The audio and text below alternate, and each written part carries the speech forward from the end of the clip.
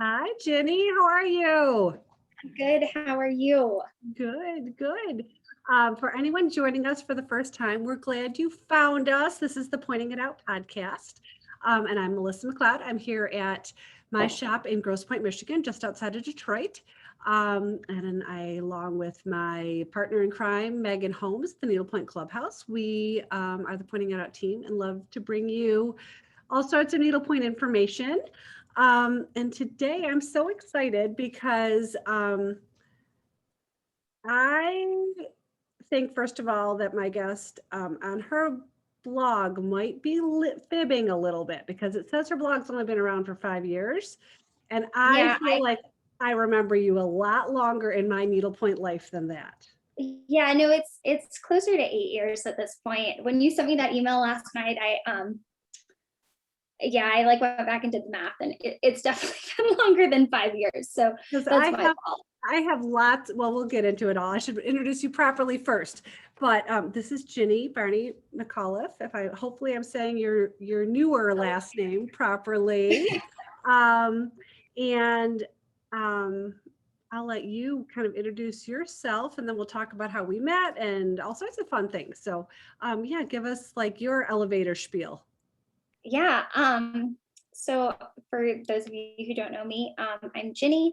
I've worked in the needlepoint industry now, I guess, for 7, 8 years. We'll talk about this more in a minute, but kind of started my blog about needlepoint, all things needlepoint, right out of college as sort of like a creative outlet, I guess. Kind of have been around needlepoint my whole life.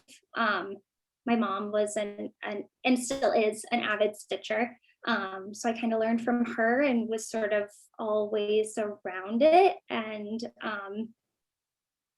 yeah, just one thing led to another, and somehow now I work in the needlepoint industry. Oh, that's so Um, great. And so basically now I think if I'm right, your role is you're a blogger, you're a stitch guide writer, and you also have a newly found professional relationship with Casey and Needlepoint, I yes, believe. I do. So, So actually, this past March, I took a new position with Casey Needlepoint out of Kansas City, and I'm really loving it so far. I can't say enough wonderful things about Polly and Carol and the whole team there. They've been so welcoming to me and so supportive, and we work hard, but have a lot of fun in the process. And good. um, yeah, I guess that's kind of what it's all about. And my recollection is you actually don't live in Kansas City. Is that right? No, no. Oh, yeah. So So let's we, talk about where are you right now? so I am currently in Colorado Springs. Okay. Um, yeah. So we've lived here for about um, 3 years, Okay. and actually just found out officially that we're moving again, moving to Washington, D.C. This September. Wow. So, yeah, really excited about it. All my family's on the East Coast, and my husband's family is, for the most part, on the East Coast. So, it'll be really nice to be closer to them again. Good. So back us up a little bit. Tell us, like, I feel like I personally know of at least 4 places you've lived just from watching your blog over the course of time. But I'm Yeah. betting there may be even more. So start back. Like, where did you grow up? Where are your roots? Yeah. And tell us. I mean, I think I know why you've moved around a lot, but I'm sure not sure everybody else does. Yeah. So, if we go way back, I was born in Manhattan, and then lived in Connecticut until I was about 8 years old. And then we actually moved overseas for a little while. We lived in London. We're supposed to move over there for 2 years, ended up being there for 7. Okay. Um, yeah, and then moved back as I was going into my sophomore year of high school. Um, And how much grief did you give your parents about that? yeah, it was a weird transition, I will say. Um, because I don't know, kids are cliquey in high school, and For sure. like I feel like if I had started freshman year, because everyone would be like going into school at the same time, Right. it would have been like a smoother transition. But like my academics just didn't line up at all with like regular high school, I guess. So like I was in like like I'd had biology, chemistry, and physics like separately since I was in middle school. Um, so then I was in like AP bio with seniors, and like had like 8 years of French. So I was in like French class with seniors, but then like I'd never taken like American civics before because Right. like why would I have? So then I was in like Justice in America with freshmen, and then like was traveling into New York um, for all my music lessons. That's kind of like, I'm sure we'll talk about that in a little bit, but that's kind of like what my background is in. And it just was like, it was like, it's just a weird, it was just a weird fit. I never like completely like settled, I don't think. Um, so then that summer, I actually went away to Interlaken, Interlaken up in Michigan. I do know Interlaken up in Yeah. Michigan. So then I basically like begged my parents to let me stay for my last 2 years of school. Oh, I didn't know Yeah, you so had I Michigan roots. Yay, Michigan. yeah, so up in Traverse City, yeah. So I did my last 2 years of high school at Interlaken, which was just like an awesome experience. I had no. Um, yeah, and then went to college in Boston, went to Boston University, and yeah, I don't even know. Met my husband while I was there, and he went to West Point. So we kind of like met just by chance. So my college best friend is his high school best friend. Nice. And James came up to Boston to visit Chris, and we like met spur of the moment, and it just was like the rest is history, I guess. Nice. So yeah, he's in the military, which is why we have lived in 7 houses in 7 years. So yeah. Walk us through those locations. Tell us where 7 is. So he went to Missouri. I did not move with him the first time just because I like was already working and was like, it was a temporary move anyhow. He was there for like 6 months. Then we moved to Fayetteville, North Carolina. Moved a couple of times there because we just ended up moving a couple of times while we were there. Then we went back to Missouri together. That was the summer of 2018, so right after we got married. Lived there for like 6 months. Moved to Colorado Springs, and now I guess we'll be in Washington, D.C. Well, really Alexandria, so just south of the city. Really, really fun. Nice. Nice. Yeah. So when you graduated, tell us a little about like what was your degree in, and have you utilized that degree? Because many of us don't. All those good things. And what have you done that led to your needlepoint career? Because maybe there was something else. I don't know. So my degree is actually in vocal performance. So it's in opera. Yeah, Wow. so really nothing to do with what I'm doing right now. We had Tony from Whimsy and Grace on, and she was a jazz singer for a while. So we've now had. Oh, really? I didn't realize that. Yeah. Yeah. So my degree is in vocal performance. That's also what I studied when I was at Interlaken. Went to BU for it in college. Studied through college. I like did a bunch of young artist programs like during the summer, and then was all set up to go to Indiana University for my graduate degree. And I was gonna go study with a really great teacher out there. And it just, I don't know if I was like just kind of burnt out from like, I don't know, when you do something at like a really high level for a really Right. long Very period of time intensity. and then just like never stop to like, I don't know, never really stop to like look around and be like, is this actually what I really want to do? Right. Um, and I think like, um, I don't know. I still love it.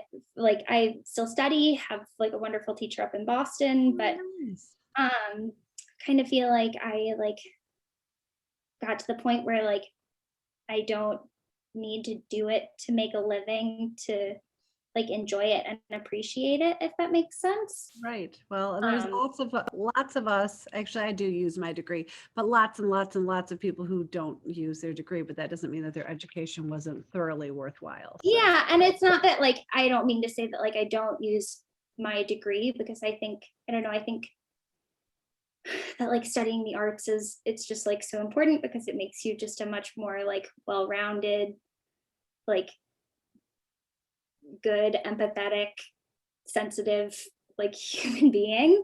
right. Um, and a good critical thinker and like all of that stuff. I just don't um actually like make my living singing, if that Right. makes sense. Nice.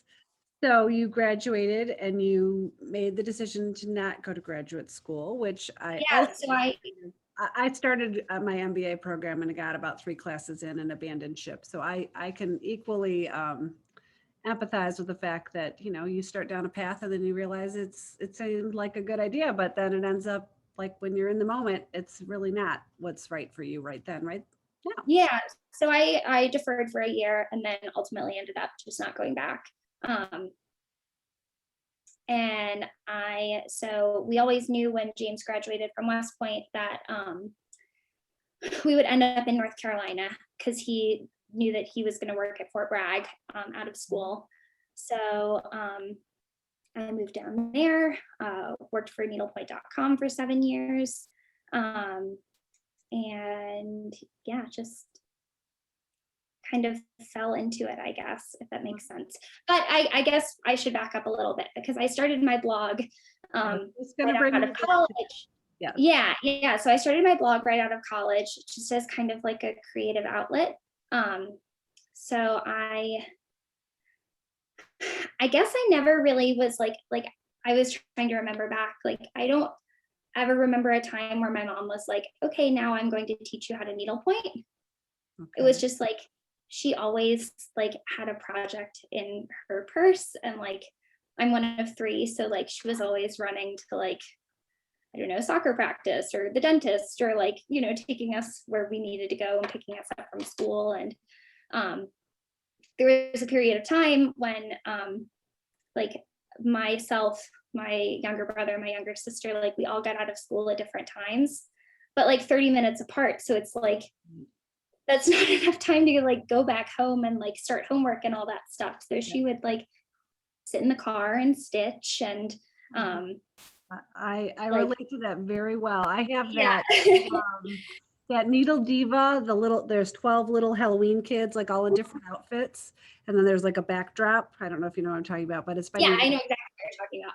All 12 of those kids were stitched in sit and wait for kids to get out of school time. So, yeah, Yeah, they're like the perfect little size to like just tuck exactly. in your purse and never be bored.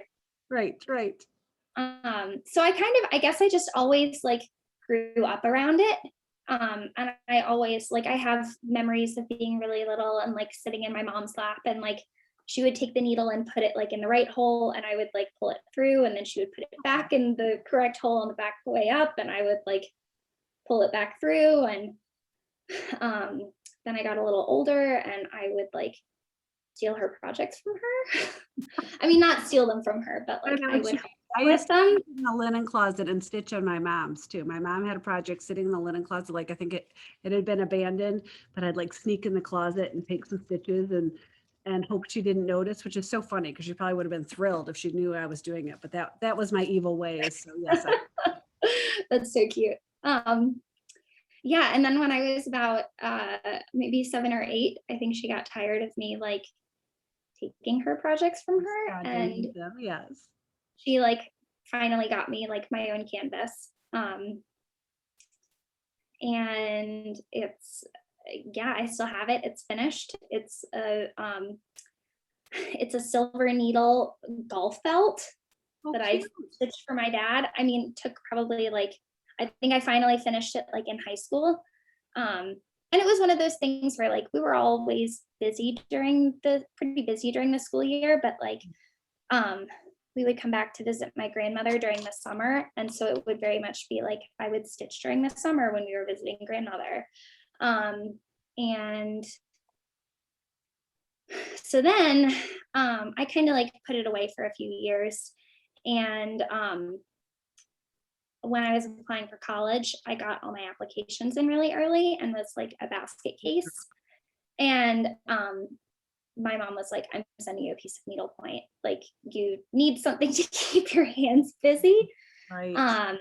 And I was just like hooked again and stitched all through college. And yeah, I guess it kind of makes sense that I ended up here, like in retrospect, but I don't Right. know, life has a weird way of working out the way it's supposed to, you know? Good for your mom for recognizing the stress for leaving and, Oh, yeah, mental absolutely.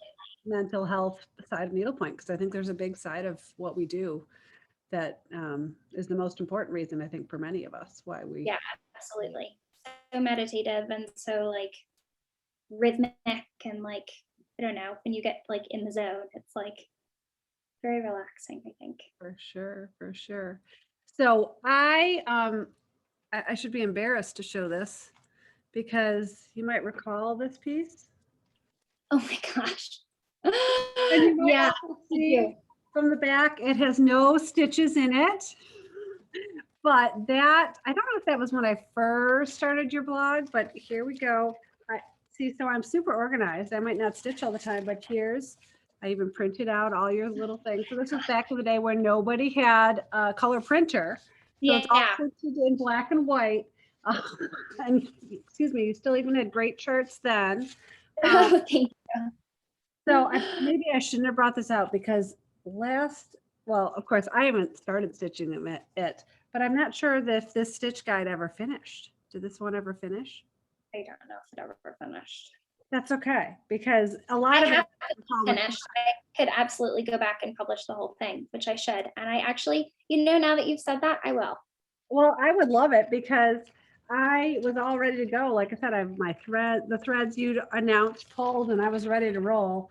But then, probably some other shiny object came up along the way. So, so that's when I first knew of you. So you, how do I say this? You were to me like I am to others now. Like they all feel like they know me, but they haven't ever met me in Yeah, real life. And totally. so I had been following your blog for the longest time. And then when I bought the shop, the first Dallas market I went to, which would have been fall of 2017. And again, this is embarrassing, but ready.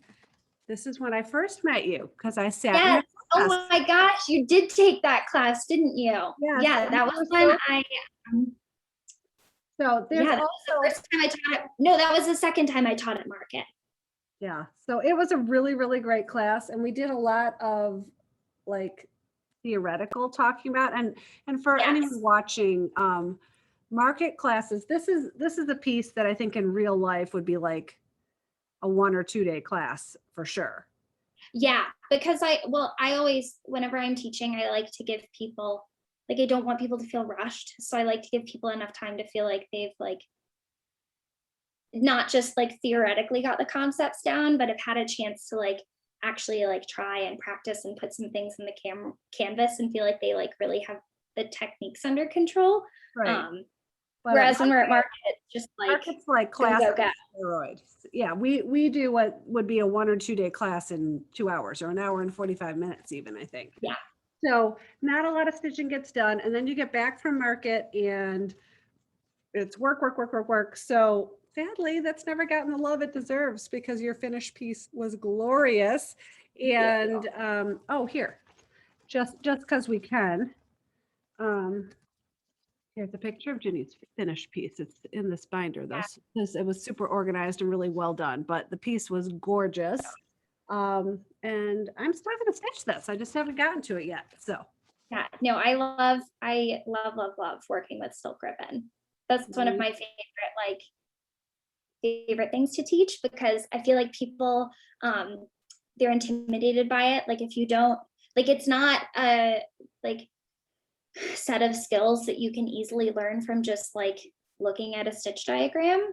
But it's like once you've kind of got like the basic understanding of like how you anchor your thread and how you like lock the needle to the ribbon, and like you get like, once you've worked with it a little bit, you get like a feel for like how hard you can pull on the ribbons and stuff like that. and it's But so it's much like, easier than it looks. Like you see what you've done yes, and you yes, think, that's I why. could never do that. But you sit down and it's really, I mean, it is a glorious piece, don't get me wrong. But for anyone who's never done ribbon work, it's really not that hard.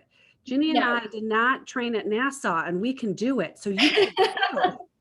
Yeah, you absolutely can too. But it's like once people like understand, kind of like they get the feel for it in their hands, it's like you get such cool effects for like not very much work, if that makes sense. Yes, yes. Yeah, so that's how you and I first met. And you were always so cute because, of course, I knew who you were because I've been following your blog for so long. And then anytime I've seen you since then, you've always remembered who I was, which is really great because Thank it just always makes everyone feel welcome and happy and all that good stuff. So, um, yeah. So, have you done any other crafts? Like a lot of needle pointers are multi fiber artists. Do you do anything else?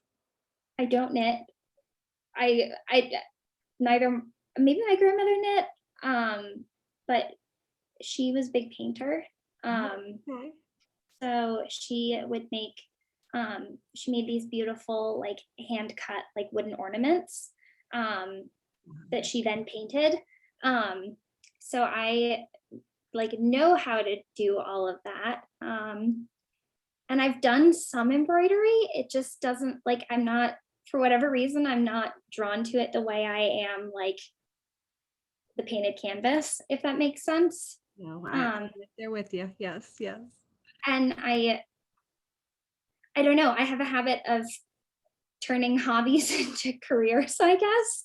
And so it's like, not that it's like not fun to like pick up other fiber arts, but it's like my free time, like my full-time job is with KCN, and then my like part-time job is also, part-time hobby is also in needlepoint, and it just doesn't leave me like much extra time. For other things. I get it. I totally get it. Yeah, I mean, I love, and so like when I'm not doing needlepoint, I feel like, I don't know, we like to hike. I love our garden. We have this huge vegetable garden that's been a lot of fun. And we love to hike with the dog. I mean, how could you not love to hike in Colorado? So um, yeah, that's kind of how I spend my free time. Good, good. So I want to talk a little bit about some of the other things, but you just mentioned you're working full-time with KCN. So tell us what you're doing for them. A little bit of everything, I guess. It's not a huge business. I mean, it's, sorry, I should walk that back. There's not a million people working there. So like most small businesses, it's like kind of all hands on deck with all sorts of different things. Yeah.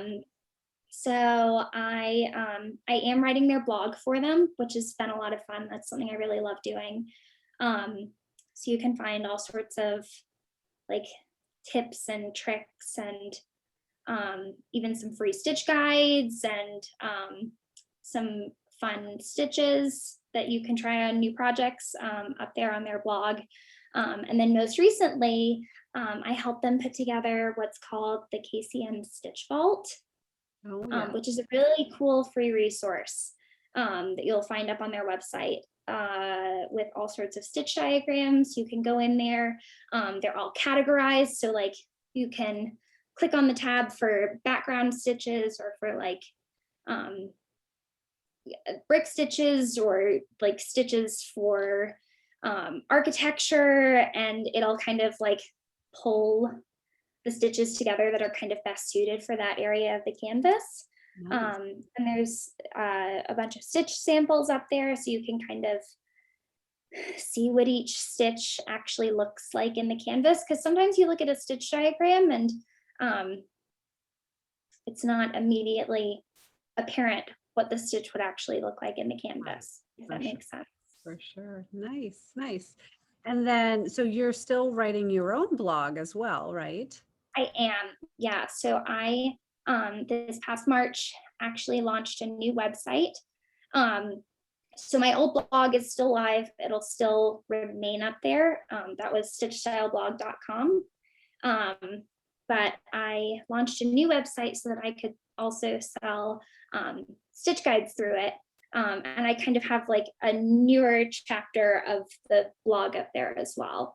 So Okay. it's kind of on um, two separate domains, but the one that I will kind of continue updating moving forward is the one that's at stitch-style.com. Okay. If that makes sense. I want to I'm making a note of that so that I put it in our show notes at the end. So if anyone's watching, they don't have to note that right now. It'll be in the show notes. So I they'll be appreciate able to see that. that. And so through that, you are, I think I'm correct, you post stitch guides of things that you stitched, and then you Mhm. stitch, I can't remember what you call your other one. What do you call the ones that you haven't stitched? Yeah, so I stitch suggestions, I Okay. guess is what I kind of call them. I do like to kind of make a distinction just because like when I write a stitch guide for something that's up on my website, like I have stitched the piece start to finish. So You know, I everything kind of works. have like more of a guarantee that everything works. Yes. Just because I've like physically, done it myself and kind of like, tried to take the guesswork out of the project. But then I'm more than happy to help people like put together stitch suggestions for, whatever project they happen to be working on. So I just like to make a little bit of a distinction that like I haven't actually stitched the piece myself, and I'm kind of giving you like my best guesses off of what I've seen work in the past, um, and like how I think the patterns will work together and how I think the threads will work together, and kind of like pulling the whole project together. But at the end of the day, it's um, still a little bit of a guess. Right. Um, The proof's in the pudding, as I always say. exactly. So I, I it, always tell people that like if um, if you ask me to help you with stitch suggestions, like if you get halfway through the project and like either you're not enjoying a stitch, like it's just not fun, or it's not clicking, or it just doesn't seem to be coming together quite right, um, like just reach back out to me and we'll figure it out together, and I'll make a different suggestion for that area on the canvas. that's really nice. Really nice. So both of those options are available on your website. Yes. So yeah, so all of my stitch guide library is up there. They are physical products that I mail. So I like print a copy, put it in the mail to you, as opposed to just emailing. Just because I have had issues with people photocopying things in the past, which it happens. It's okay. Right. I know. Um, But you know what? I think this is a good time to pause, and I'll be the bad guy right now and remind people that people like Jinny and indirectly as some of the people that work for me and lots of other really fabulous people out there, Robin King, Tony Maneri, like we could go on and yeah, on and on with lots and lots of lists, Laura Taylor, Carolyn Hedge Baird, blah, blah, blah. They make their living writing stitch guides.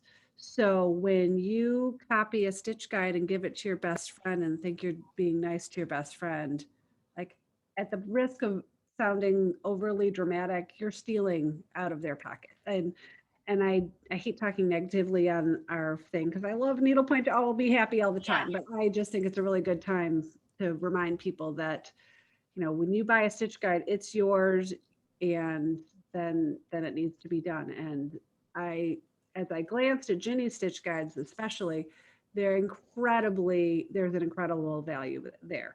the amount of time it would take you to figure out what you're doing. And I think for the most part, like the ornament size ones were like $25. Like Yeah, they're that's not terribly. I try to keep everything like a reasonable price point, if that makes so sense. it's super reasonable. So if you loved stitching that and you have a stitch guide, then tell your best friend, hey, this is where you go to get it, because we need to be fair to everyone in this industry. No one in this industry is making $1 million, but we're all trying to stay here and make a living and make it more fun for everybody else. So anyways, enough of beating that dead horse, but I just thought that was a good time to pause and be the I bad. appreciate So yeah, so they're both on there. They're both very reasonably priced. The other thing I noticed is that you're now doing some custom painting. Yeah, I am. This kind of happened because, like I said, we've lived in 7 homes in 7 years. And I was like, I, want to paint all of our houses that we've lived in, just as kind of like a little like keepsake. It's never happened. That's okay. I got about halfway through our first one, and then learned a lot from doing my first couple. And it just kind of, I had a friend reach out and be like, hey, I know you showed me a picture of like what you were doing. Like, would you do it for me? And that was kind of like my first custom piece for someone else. It's really, for the most part, homes that I'm painting right now. Okay. Just because I really enjoy like the architecture side of things. I'm kind of drawn to painting like homes and buildings and that kind of thing.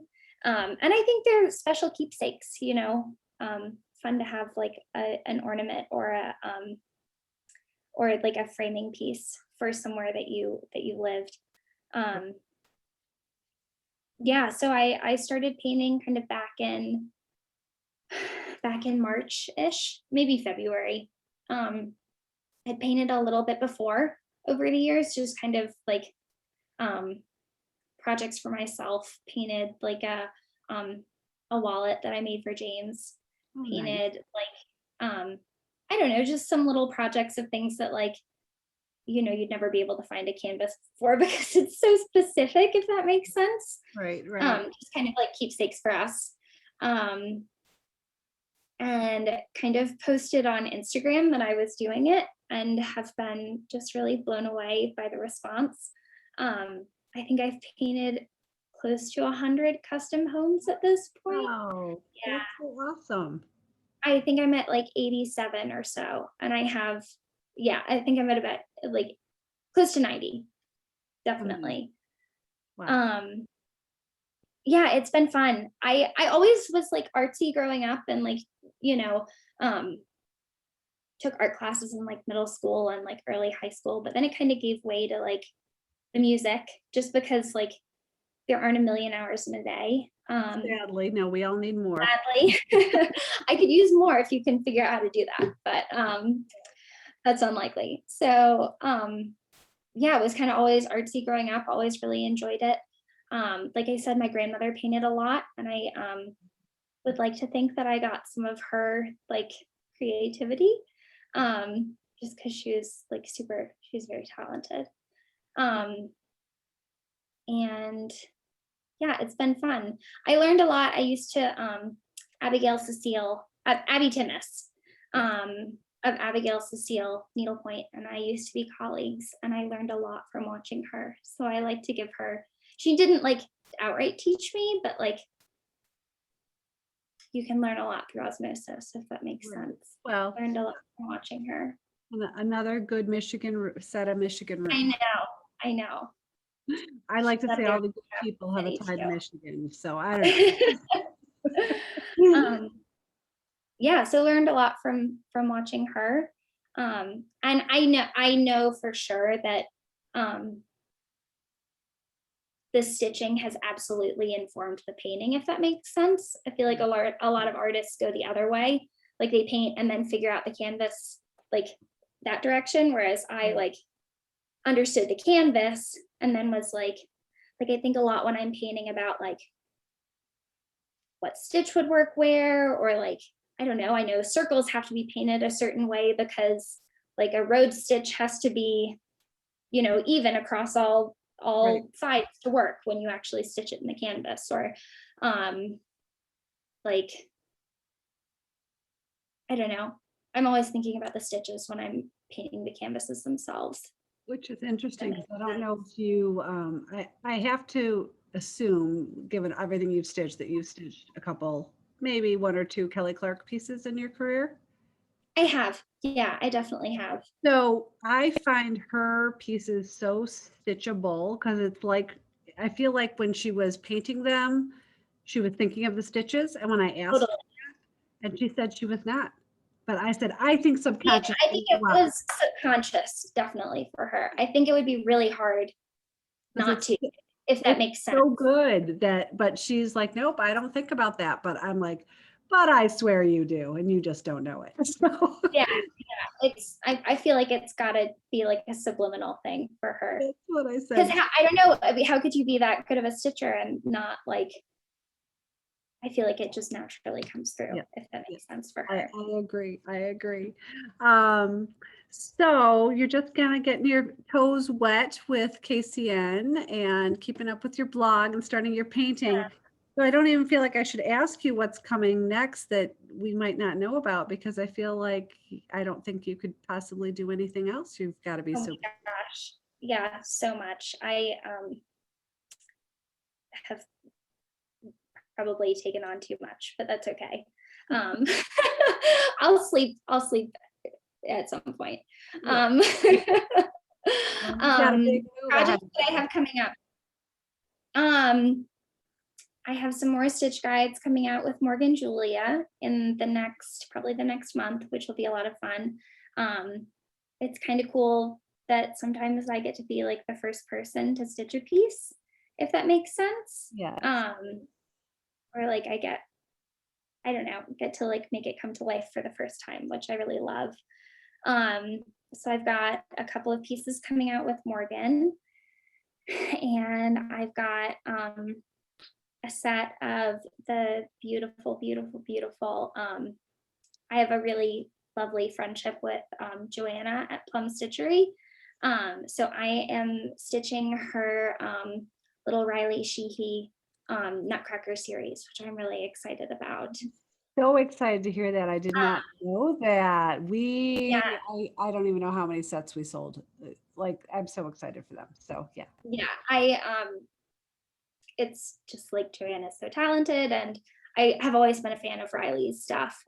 So when she announced that they had a little like collaboration, that she was going to be one of her licensed artists, I was super excited about that. Oh, yay. Um, Well, that makes it yeah, more so exciting. A little more yeah, magic dust is gonna go into that. That's awesome. yeah, I'm already planning on giving like the ballerinas like real tutus, and just some fun things like that. That's Um, exciting. yeah, so it's all been good. It's all been great. It's been a lot of fun. Um, I wouldn't do it if it wasn't a lot of fun, you know? Well, and that was something I meant to ask you earlier, and of course, I get started talking and forget to look at my notes of the things that I thought of ahead of time. So when your published guides are for that aren't stitch suggestions, are the one pieces you've stitched. Those are pieces. Yeah. So how does that come about? Is that because you see something and you get really excited? Is that because a customer reaches out to you and says, I'd like a guide for this, and you're like, oh, I might as well stitch that myself? Or is it a designer reaches out to you, or is it a little bit of all of that? It's honestly a little bit of all of it. I feel really lucky just because I've um, worked in the industry for so long, that I do have some really like lovely special friendships with a bunch of designers. Um, uh, like, I mean, I mentioned Joanna, Tess, Abby, Joyce at Silver Stitch, Audrey Wu. I don't know. There's a million people. I'm not trying to leave anyone out.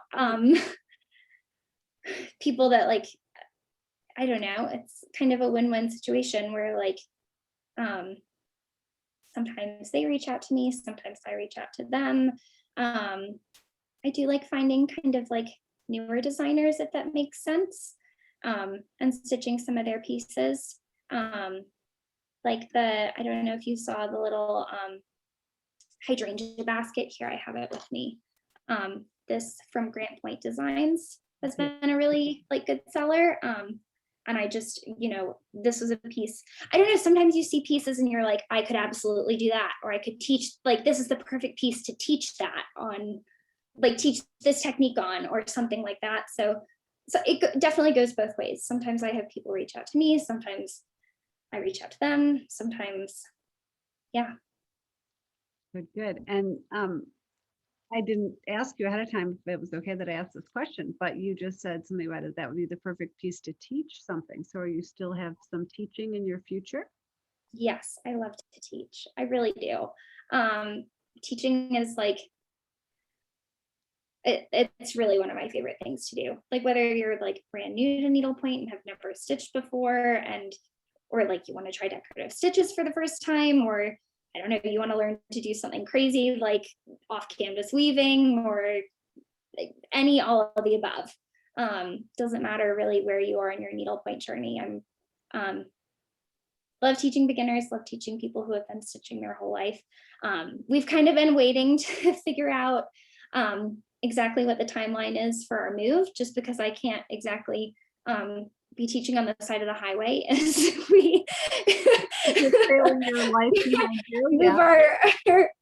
all our earthly possessions from Colorado to DC. But now that we have a little bit clearer of an idea, kind of what our timeline looks like for that, yeah, I definitely will be. So would that be like online teaching through your website, or what platform are you envisioning for that? We've, I taught a lot.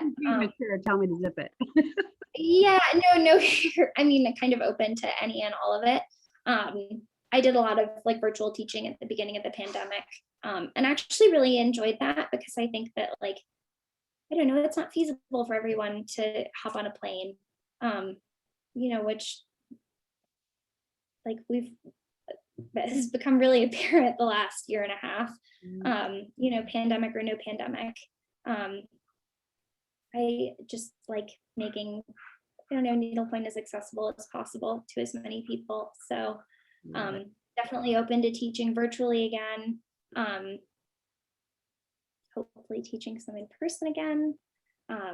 It's a little premature. I can't say that I have any like hard plans in place, but I will definitely be back to teaching.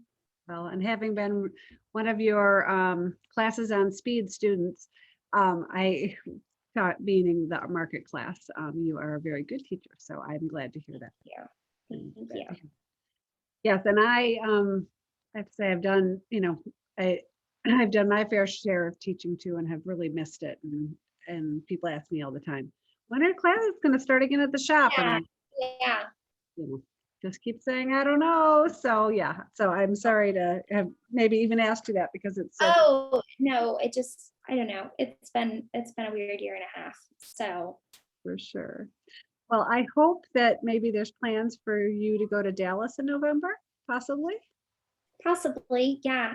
I'm hoping so. I'm Hold hoping on. that's there. Yeah, definitely. Good. Definitely. It will be a different It'll kind be of nice to see everyone. It's been too long. I know, for sure. Well, good. Well, anything else you wanted to share with us that we haven't talked about? Not that I can think of off the top of my head. Do you have any other questions for me? I think we're good. I kind of went through, I think I always have to go back and like just review my notes really fast. But yeah, I think that we've kind of covered it, and I think you've got a lot of exciting stuff in front of you. So you. I appreciate you taking time out to spend with us. No, I appreciate you. Appreciate you inviting me. This has been a lot of fun. Good. Well, if anyone has not had a chance to subscribe yet, when this is done, hit that subscribe button, and then that gets a little notification whenever we drop a new episode. And more importantly, it helps other stitchers find us. And we've gotten some really nice feedback. So I hope that everyone who is a stitcher that wants to find a podcast can find us, and that helps them. So okay, well, you have a great, I was going to say weekend. I feel like it's Friday. It's not. We're recording this on a Sunday. So I don't know why I think it's a weekend. Probably just because I'm crazy. I don't know what year it is half the time these days. So anyways, you have a great night, and I will look forward to seeing you in November. Thank you for everything, Melissa. Thanks, Jenny. Take care. Bye.